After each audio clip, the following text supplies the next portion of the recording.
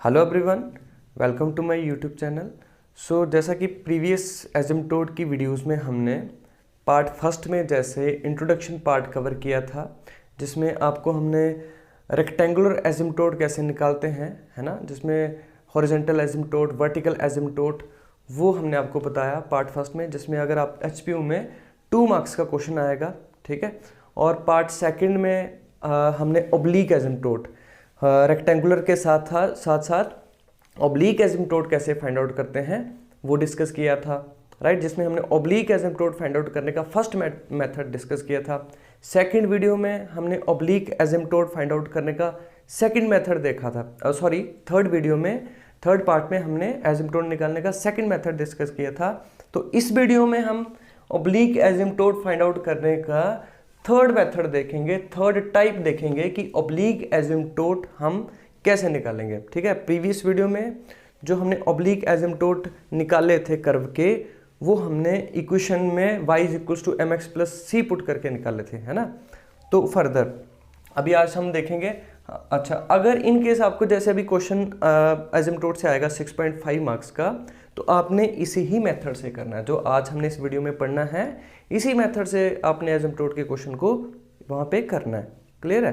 देखो, तो क्वेश्चन कैसे आएगा, जैसे find all the asymptote of the curve, ठीक है। जैसे x³ + 2x² y - xy² - 2y³ + xy - y² - 1 = 0। इस इक्वेशन ऑफ कर्व के आपने क्या करना है, ऑल एसिम्प्टोट निकालने हैं, है ना। और आपको पता है एसिम्प्टोट रेक्टेंगुलर और ओब्लीक होते हैं। रेक्टेंगुलर में फर्दर आपके हॉरिजॉन्टल और वर्टिकल, और ओब्लीक, ठीक है, वो तो आपको पता होगा। प्रीवियस जो 3 वीडियोस अपलोड की हैं, वहाँ पे जाके आप चेक कर सकते हो। तो इस डिस्क्रिप्शन बॉक्स में आपको तीनों वीडियोस का लिंक जो है वो मिल जाएगा। क्लियर है? तो चलिए स्टार्ट करते हैं टाइप थर्ड ओब्लीक एसिम्प्टोट की। चलिए, so firstly given equation of curve, given equation of curve is x³ + 2x² y - xy² - 2y³ + xy - y² - 1 = 0, equation number first, ठीक है। Now for rectangular asymptote, for, जब उसने यही बात बोली है ना कि फाइंड ऑल एसिम्प्टोट, तो उसमें रेक्टेंगुलर और ओब्लीक आपको निकालना पड़ेंगे। क्लियर है? तो for rectangular asymptote, for rectangular asymptote, तो रेक्टेंगुलर एसिम्प्टोट में फर्दर आपके पास कौन कौन से आते हैं, horizontal and vertical, horizontal and vertical, horizontal asymptote and vertical asymptote.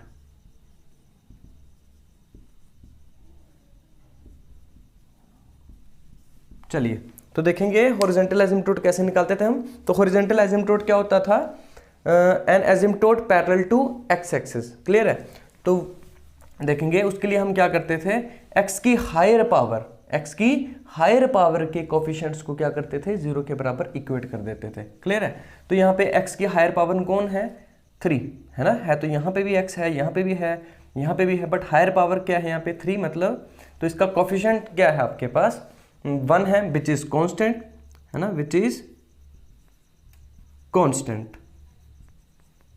Clear है? वैसे हम करते क्या हैं, यहाँ पे क्या लिखते हैं हम, equating the coefficients of higher power of x to 0, ठीक है। जो x की हायर पावर का कोफिशिएंट होगा उसको किसके बराबर पुट कर देंगे, 0 के बराबर। जो इक्वेशन बनेगी वही क्या होगी, वही क्या होगा आपका हॉरिजॉन्टल एसिम्प्टोट की इक्वेशन, है ना। एसिम्प्टोट, हॉरिजॉन्टल एसिम्प्टोट निकलेगा। क्लियर है? तो अब क्योंकि यहाँ पे कांस्टेंट है, तो मतलब कि यहाँ पे आपका हॉरिजॉन्टल एसिम्प्टोट नहीं एग्जिस्ट करेगा। क्लियर है? तो क्या लिखेंगे, therefore no asymptote parallel to x axis, क्योंकि हॉरिजॉन्टल एसिम्प्टोट क्या होते हैं, ऐसे एसिम्प्टोट जो पैरेलल होंगे एक्स एक्सिस के। क्लियर है?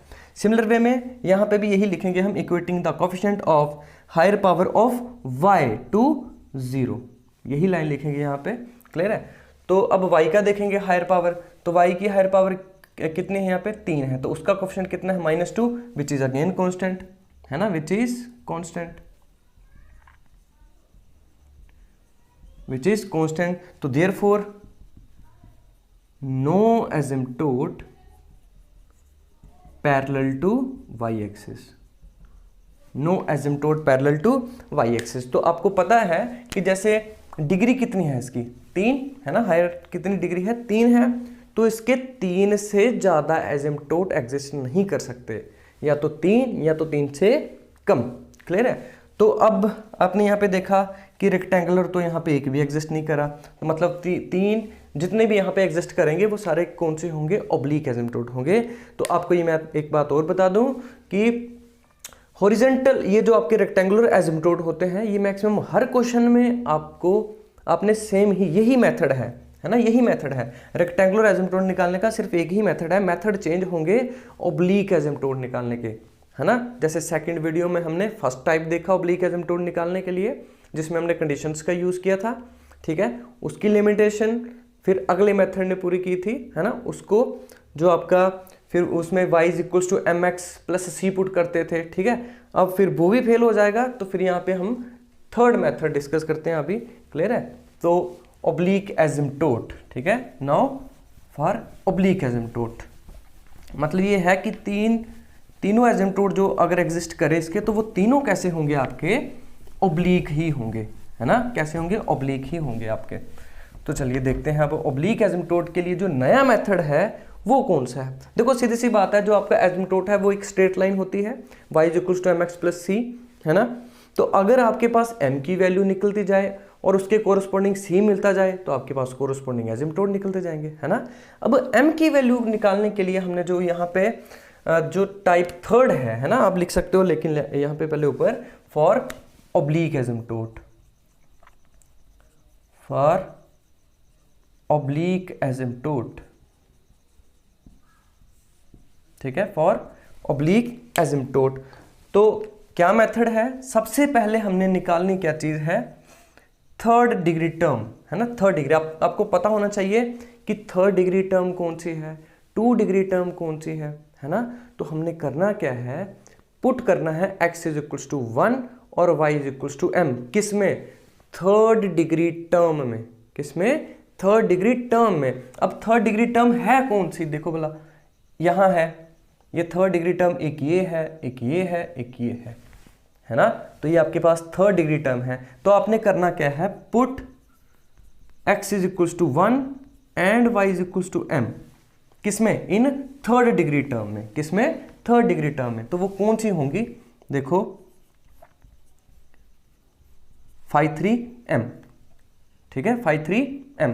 तो कितना होगा, x की जगह कितना भरना आपने, देखो आया क्या आपके पास, ये है थर्ड डिग्री टर्म कौन सी है, φ3x3 + 2x² y - xy² - 2y³।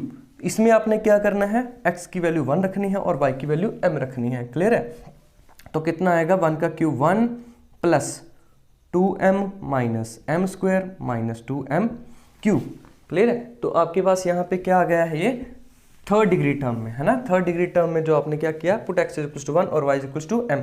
अब आप यहाँ पे खुद सोचिए कि यहाँ पे मेरे पास ये जो m है ना, m में ये जो पॉलिनोमियल आया है, यहाँ पे अगर मैं इसको 0 के बराबर इक्वेट कर दूँ तो मेरे पास m की वैल्यूज निकलते जाएंगी, है ना। किसकी वैल्यू निकलते जाएगी, m की वैल्यू। आगे हम ऐसा ही करेंगे, लेकिन उससे पहले आप एक और काम कर लीजिए, φ2m भी निकाल लीजिए। φ2m बोलने का मतलब 2 डिग्री टर्म। तो 2 डिग्री टर्म कौन सी है, एक तो ये है, एक तो ये है ना। कौन सी, xy माइनस में y²। अब इसमें x1 और ym पुट करना आपने, तो x1 और ym करेंगे तो कितना आएगा, m - में m², m - में m²। क्लियर है।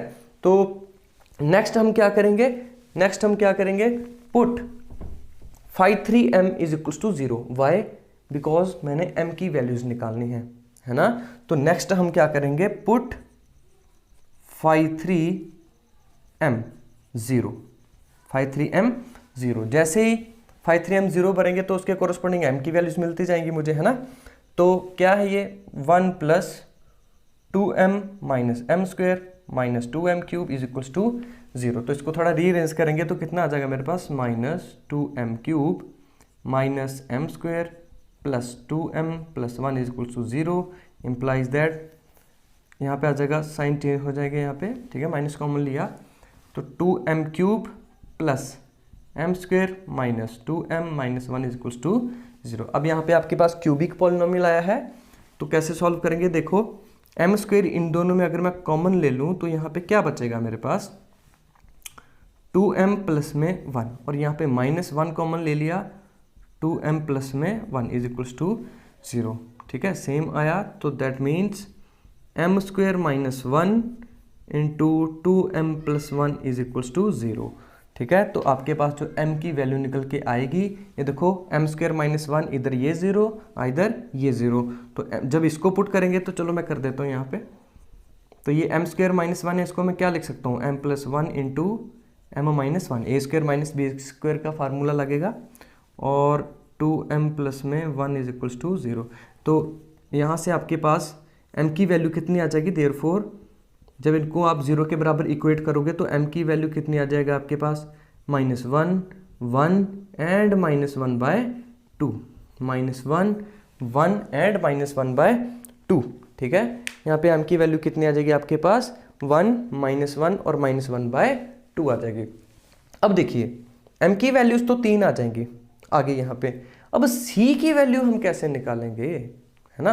तो c की वैल्यू निकालने के लिए आपके पास ये छोटा सा फार्मूला है, ठीक है, फिर n क्या है आपके पास, डिग्री, यहाँ पे कितनी है 3 है, तो c निकालने का फार्मूला, जैसे फर्स्ट m की वैल्यू आपके पास कितनी है, आप केस बनेंगे 3 यहाँ पे, केस फर्स्ट में if m is equals to minus 1, if m is equals to minus 1, clear है। तो c क्या आएगा आपके पास, देखिए c क्या आएगा, c आपके पास कितना आएगा देखना, -5 3 माइनस 1 2, n डिग्री लेनी है आपने, क्लियर है, अपोन में 5 3 डैश m। अब आप यहाँ पे खुद देखिए 5 2m आपके पास तो यहाँ पे है ना, 5 2m तो आपके पास है, बट 5 3 का डैश मतलब डेरिवेटिव लेना पड़ेगा, तो हम यहाँ पे कर लेते हैं, ठीक है, मैं यहाँ पे लिख देता हूँ इसको, यस यहाँ पे लिख देता हूँ 5 3 डैश m, तो वो कितना आएगा, देखिए इसका कॉन्स्टेंट 0, ये आएगा आपके पास 2 माइनस में 2m माइनस में 6m स्क्वायर, क्लियर है। तो आपके पास 5 3 डैश m कितना आएगा, इतना आ जाएगा, क्लियर है। तो चलिए नेक्स्ट करते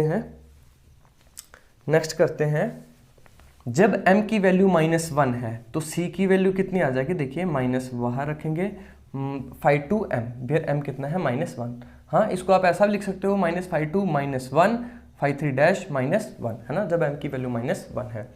तो 5 2m आपके पास कितना है, m माइनस m स्क्वायर, तो जब m की वैल्यू -1 रखेंगे तो कितना आएगा ये -1 माइनस, क्लियर है, -1 का स्क्वायर करोगे तो कितना आएगा 1 आ जाएगा, है ना, ठीक है। ये माइनस तो बाहर रखना है, लेकिन ये माइनस बाहर है, 5 2m, तो 5 2m आपके पास ये था, जब m की वैल्यू -1 है, -1 माइनस 1 का स्क्वायर करोगे तो 1 आएगा, तो वो हमने लिख दिया यहाँ पे नीचे 5 3 डैश m, तो 5 3 डैश m जब m की वैल्यू -1 है तो कितना आएगा 2 माइनस 2 इंटू -1 माइनस 6 इंटू -1 का स्क्वायर करोगे तो 6 आएगा आपके पास, क्लियर है।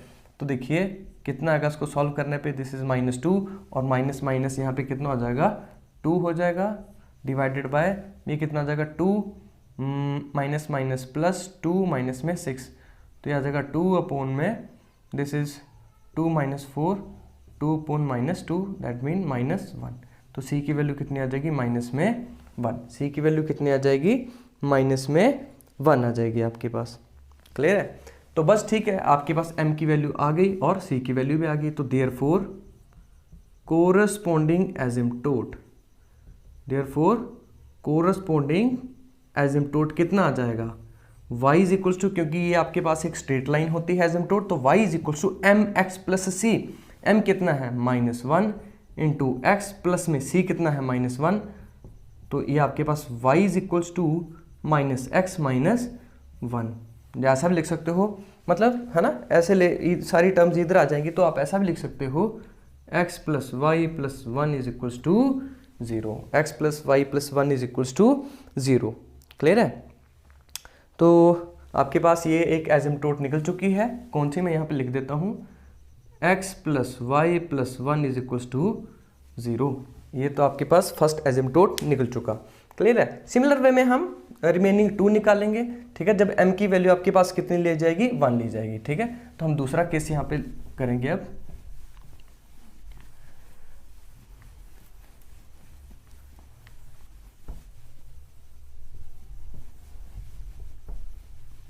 देखेंगे सेकंड केस में हम क्या करेंगे।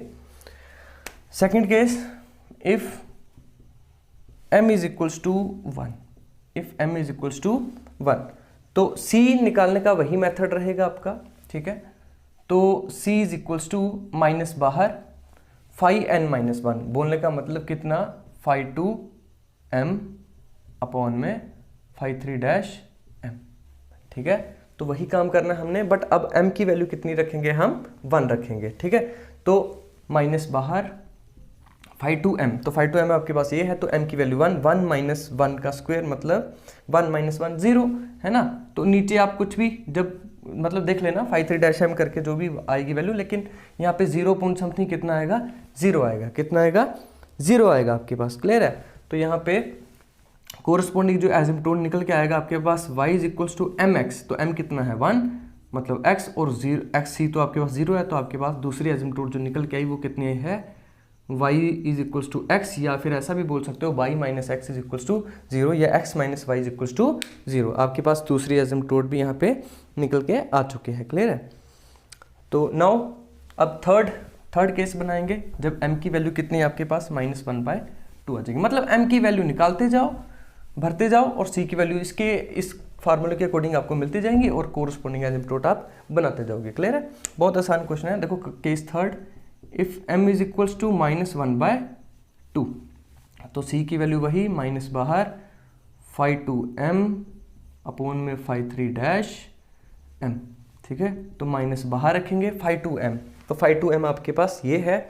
जब m की वैल्यू -1/2 रखोगे तो -1/2 -1/2 का स्क्वायर करोगे 1/4, तो ये कितना आ जाएगा आपके पास, -6/8, है ना, -6/8, तो दैट मीन्स -3/4, है ना, -3/4। तो ऊपर कितना बना आपके पास, -3/4, तो माइनस माइनस क्या हो जाएगा, प्लस, है ना, 3/4 डिवाइडेड बाय नीचे क्या आपके पास फाई 3 डैश m, तो फाई 3 डैश m आपके पास ऊपर ये निकाला हुआ आपने। तो जब m की वैल्यू -1/2 होगी, तो थोड़ा ध्यान से 2 - 2 इंटू -1/2 -6 इंटू -1/2 का स्क्वायर करोगे 1/4, तो ये कितना आ जाएगा 2, ये माइनस, ये 2 से 2 कैंसिल, माइनस माइनस प्लस, ये 3 टाइम 2 -3/2, है ना, तो ये आ जाएगा 3 - 3/2 3/2 आ जाएगा। ठीक है, कितना आ जाएगा, 3/2 आ जाएगा। इसको सॉल्व करोगे 3/4 इंटू रेसिप्रोकल 2/3, 3 से 3 कैंसिल, 1/2। सी की वैल्यू कितनी आ जाएगी, 1/2 आ जाएगी आपके पास। क्लियर है। तो सी की वैल्यू कितनी आ जाएगी आपके पास, 1/2 आ जाएगी। देखो कैलकुलेशन तो करना ही पड़ेगी आपको, तो c is equals to 1/2। Now corresponding asymptote, third asymptote आपके पास क्या आ जाएगी यहाँ पे, y is equals to mx, है ना, m कितना है -1/2, x प्लस c इज 1/2, तो इम्प्लाइज दैट, ये सारी टर्म इधर ले आओ, तो y plus x/2 -1/2 is equals to 0। तो ये आपके पास थर्ड एसिम्प्टोट यहाँ पे आ चुका है। ठीक है, तो आई होप आपको ये क्वेश्चन समझ में आया होगा। अब हम चलते हैं नेक्स्ट क्वेश्चन की तरफ। तो चलिए नेक्स्ट क्वेश्चन देखते हैं। तो find all asymptote of the curve, तो रेक्टेंगुलर और ऑब्लिक, राइट।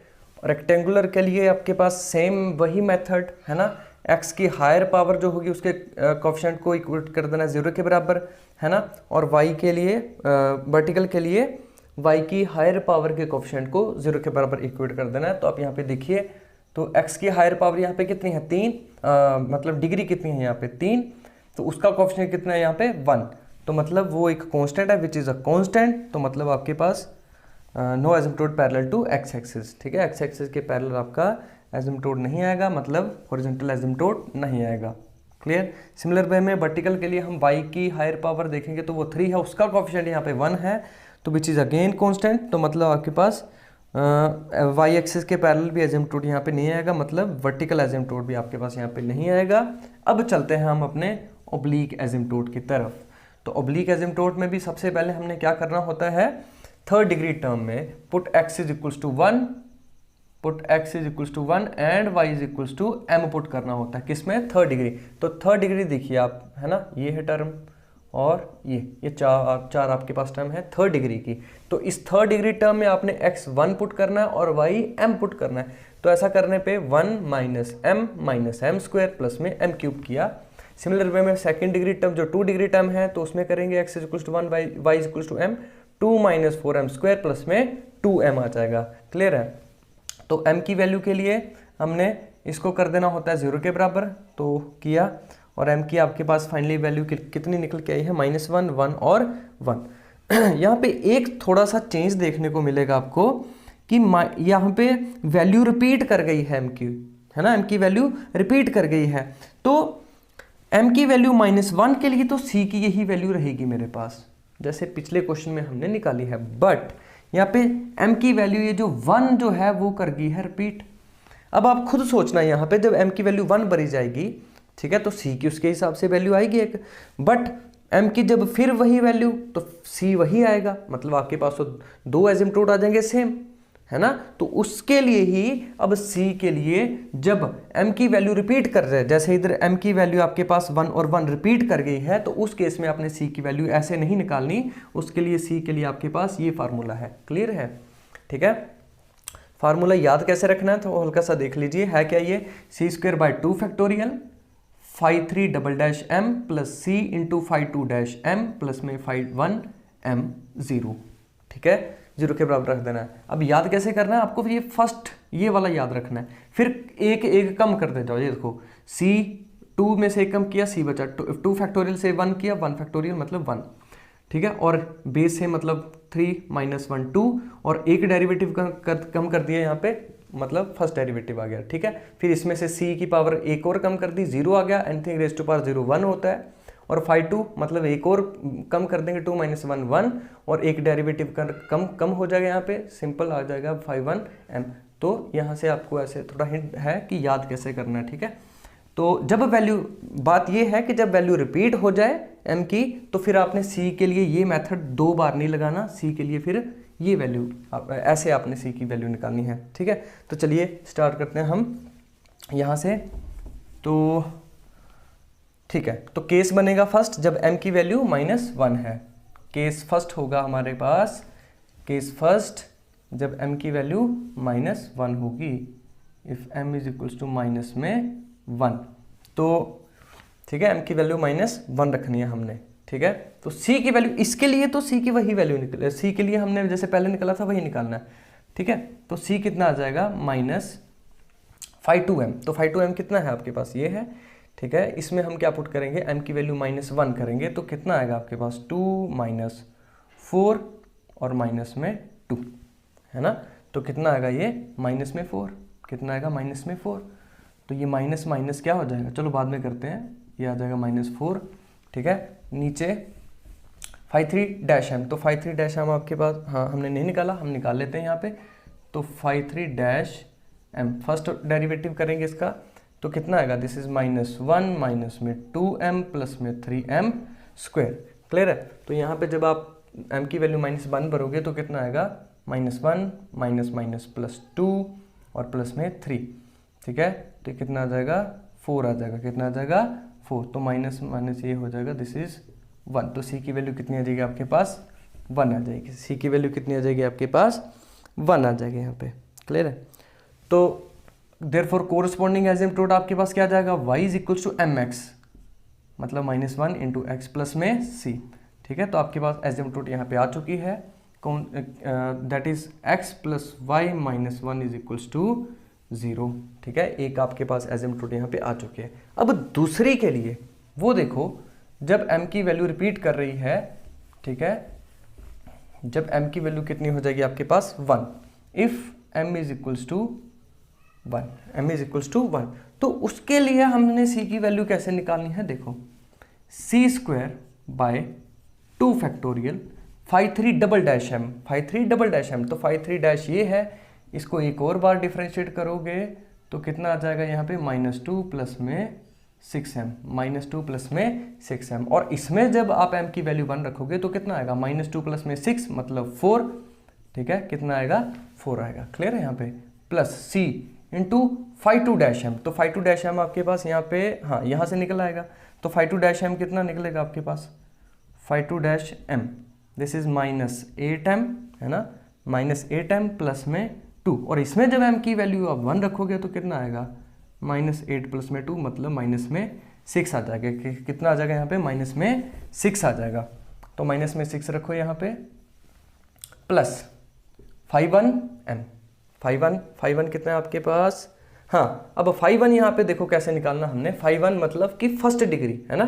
फर्स्ट डिग्री, तो वो कौन है, x प्लस वाई, मतलब 5 1m आपके पास कितना आ जाएगा, 1 प्लस में m, ये कैसे, जब x की वैल्यू 1 और y की वैल्यू m रखते हैं तो उसके अकॉर्डिंगली आ जाएगा 1 प्लस में m, तो जब m की वैल्यू 1 है तो ये कितना आ जाएगा, 1 प्लस 1 2, कितना आ जाएगा 2 आ जाएगा, ठीक है, तो यहाँ पे 2 is equal to 0। Now this is 4c square, और ये 2 फैक्टोरियल का क्या मतलब होता है 2, तो मतलब 4/2 कितना हो जाएगा 2, -6c प्लस में 2 इज इक्वल्स टू 0, 2 कॉमन निकल जाएगा, c स्क्वायर माइनस में 3c प्लस में 1 इज इक्वल्स टू 0, ठीक है, c स्क्वायर माइनस में 3c प्लस में 1 इज इक्वल्स टू 0, तो यहाँ से c की वैल्यू निकल जाएगी आपके पास, डिस्क्रिमिनेंट वाला लगा लेते हैं, तो -3 plus minus b square minus 4ac, तो b square minus 4ac upon में 2 इंटू a, तो 3 प्लस माइनस 9 माइनस 4 हो जाएगा 5 डिवाइडेड बाय 2, तो देयर फोर c की आपके पास वैल्यू 3 प्लस √5/2 एंड 3 माइनस √5 में 2, ठीक है, -3 यहाँ पे आ जाएगा, सॉरी यहाँ पे 3 प्लस का है, ठीक है, 3 प्लस √5 में 2 और 3 माइनस √5 में 2 आपके पास c की 2 वैल्यूज आ गए, है ना, तो बस ठीक है, जब m की वैल्यू 1 होगी c की एक वैल्यू ये ले लेंगे और एक c की वैल्यू ये ले लेंगे, तो आपके पास 2 एसिम्प्टोट निकल जाएंगी, बात खत्म। तो देयरफॉर कोरस्पॉन्डिंग एसिम्प्टोट जब m की वैल्यू 1 है और c की वैल्यू ये है, कितनी आ जाएगा आपके पास, y is equals to mx, m कितना है 1, है ना, तो x प्लस में c 3 प्लस √5 में 2, एक ये एसिम्प्टोट निकल आएगी, और दूसरी वाली कौन सी आएगी, y is equals to x plus में 3 माइनस में √5 में 2, ठीक है, तो एक एसिम्प्टोट ये आ जाएगी आपके पास, दूसरी वाली ये है और तीसरी वाली ये है आपके पास, क्लियर है, तो ठीक है, ये आपके पास थर्ड। अब आप देख भी सकते हो 3 डिग्री थी इसके, कितनी थी 3 डिग्री थी, तो आपके पास 3 ही एसिम्प्टोट निकले, तीनों ही ऑब्लिक एसिम्प्टोट निकले, क्लियर है। तो आई होप आपको एसिम्प्टोट के बारे में थोड़ा बहुत समझ में आया होगा।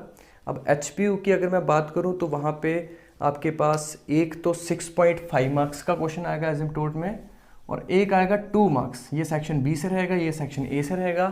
तो जितना हमने आपको करवाया है उसमें से आपको 8.5 मार्क्स तो मैं एक्सपेक्ट करके चल रहा हूँ कि एसिम्प्टोट से यहाँ पे आपको कवर करोगे आप, है ना। बाकी बुक से आप प्रिपरेशन करो, आप कोई भी बुक फॉलो कर सकते हो, क्लियर है। तो मेरे ख्याल से आपको क्रिस्टल क्लियर हो गया होगा जितना हमने एसिम्प्टोट आपको बताया है। अगर फिर भी आपको कोई डाउट हो तो आप कमेंट सेक्शन में हमें बता सकते हैं। So thanks for watching this video.